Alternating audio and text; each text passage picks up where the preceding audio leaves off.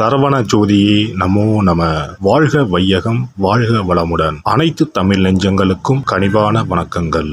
அனைவருக்கும் இனிய புத்தாண்டு வாழ்த்துக்கள். 2026ஆம் ஆண்டு பிறக்க இன்னும் ஒரு சில நாட்களே உள்ளன. ஒரு வருடம் என்பது சாதாரண விஷயம் கிடையாது.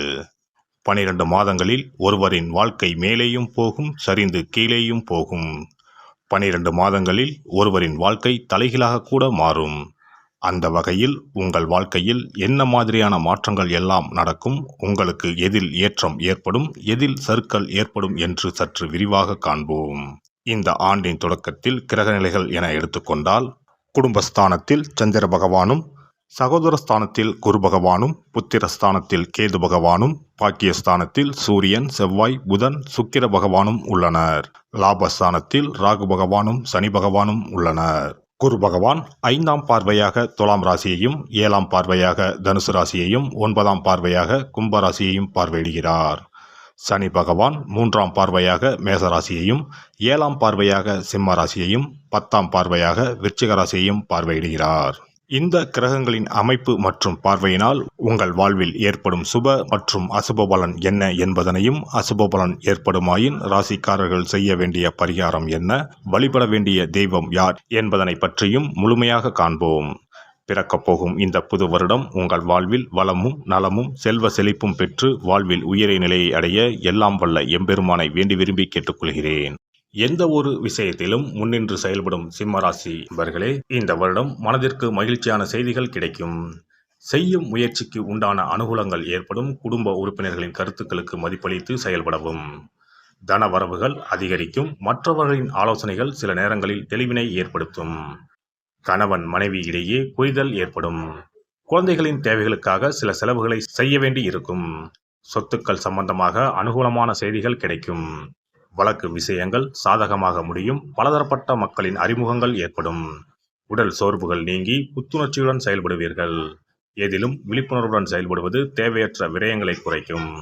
பயணங்கள் மூலம் புதிய அனுபவங்கள் ஏற்படும். உத்தியோகஸ்தர்களை பொறுத்தவரை இந்த ஆண்டு உத்தியோகத்தில் இருந்து வந்த நெருக்கடியான சூழல்கள் மறையும்.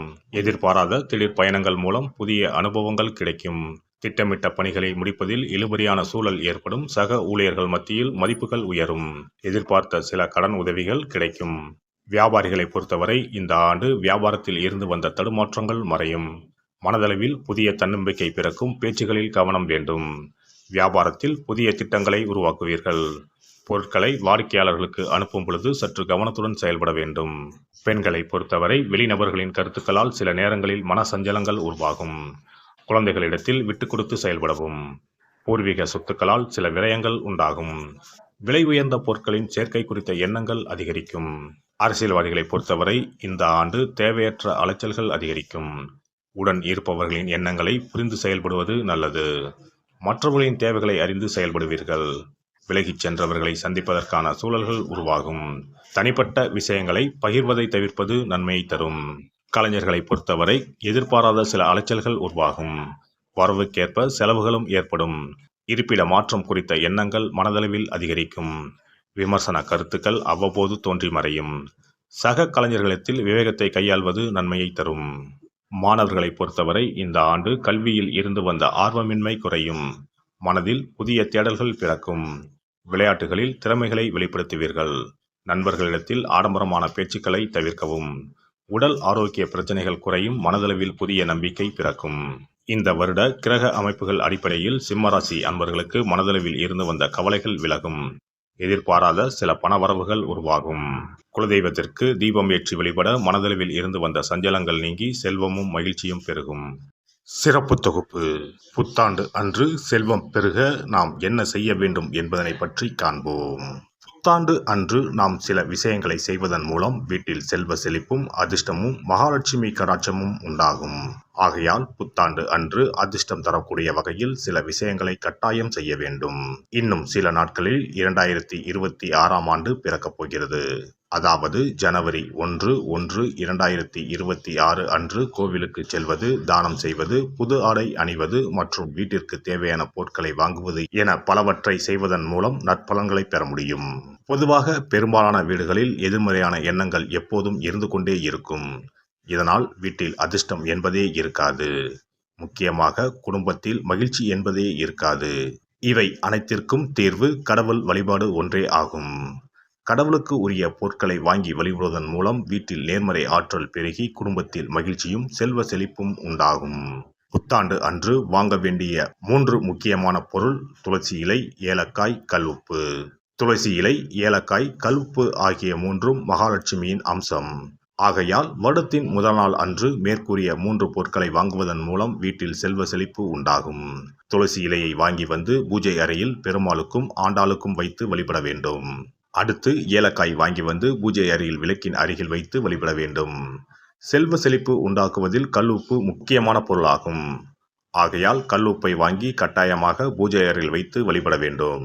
வாங்க வேண்டிய பிற பொருட்கள் என எடுத்துக்கொண்டால் மல்லிகைப்பூ, மஞ்சள், குங்குமம், சர்க்கரை, இனிப்பு, பசும்பால், குத்துவிளக்கு ஆகியவற்றையும் வாங்கலாம். புத்தாண்டு அன்று அதிகாலை எழுந்து குளித்து பிரம்ம முகூர்த்தத்தில் பூஜை அறையில் விளக்கேற்றி வழிபட வேண்டும்.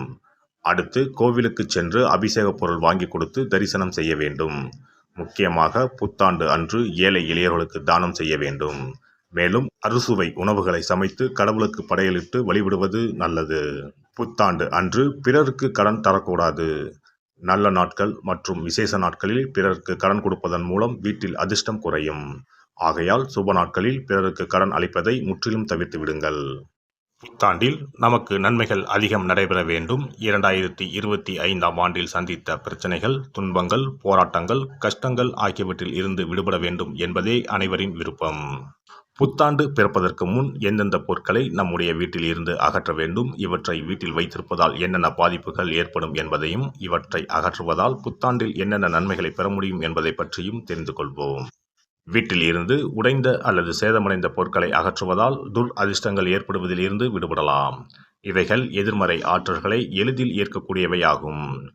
உடைந்த பொருட்கள், பழுதான சாதனங்கள், விரிசல் விழுந்த கண்ணாடி, உடைந்த நாற்காலி ஆகியவற்றை வீட்டில் இருந்து அப்புறப்படுத்திவிட்டு புதியவற்றை வாங்கலாம். நல்ல நிலையில் இருக்கும் பொருட்களாக மாற்றுவதால் வளர்ச்சி, நேர்மறை ஆற்றல்கள் ஏற்படும். பழைய துணிகள், புத்தகங்கள், பாத்திரங்கள் ஆகியவற்றை வீட்டில் இருந்து வெளியேற்றி விடலாம். வேறு யாருக்காவது தானமாகவும் அல்லது மறுசுழற்சி முறையில் பயன்படுத்தக்கூடியதாகவும் மாற்றி அமைக்கலாம். இதனால் நேர்மறையான விஷயங்கள் எப்போதும் வீட்டில் நடந்து கொண்டே இருக்கும். தேங்கிய நீர், காய்ந்த பூக்கள் ஆகியவற்றை வீட்டில் இருந்து தூக்கி எறிவதால் எதிர்மறை ஆற்றல்கள் வீட்டில் பரவுவதை தடுக்கலாம். புதிதாக இருக்கும் மலர்கள், புதிய தண்ணீர் ஆகியவற்றால் வீட்டில் எப்போதும் புத்துணர்ச்சி நிறைந்திருக்கும், மகிழ்ச்சி மலரும்.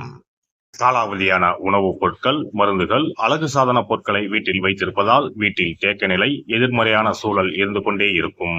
இதனால் வீட்டில் அடிக்கடி நோய்களும் வந்து கொண்டே இருக்கும். ஆரோக்கியமான சூழலை வீட்டில் உருவாக்கவும், புதிய வாய்ப்புகள், நல்ல விஷயங்கள் தேடி வருவதற்கும் காலாவதியான பொருட்களை அகற்றிவிட்டு சுத்தமான காற்று, ஆற்றல் வந்து செல்லும் வகையில் வீட்டை காற்றோட்டம் உள்ளதாக வைத்திருக்க வேண்டும். எல்லாம் வல்ல இறையருளால் நீங்களும் உங்கள் அன்பு குடும்பமும் உடல் நலம், நீலாயுள், நிறை செல்வம், உயர் புகழ், மெய்ஞானம் ஓங்கி வாழ்க வளமுடன். இந்த வீடியோ பதிவு உங்களுக்கு பிடித்திருந்தால் லைக் பண்ணுங்க, கமெண்ட் பண்ணுங்க, ஷேர் பண்ணுங்க, மறக்காம சப்ஸ்கிரைப் பண்ணுங்க, பக்கத்துல இருக்கிற பெல் பட்டனை கிளிக் பண்ணுங்க. நன்றி, வணக்கம். ஓம் நமச்சிவாய. சிவாய நம.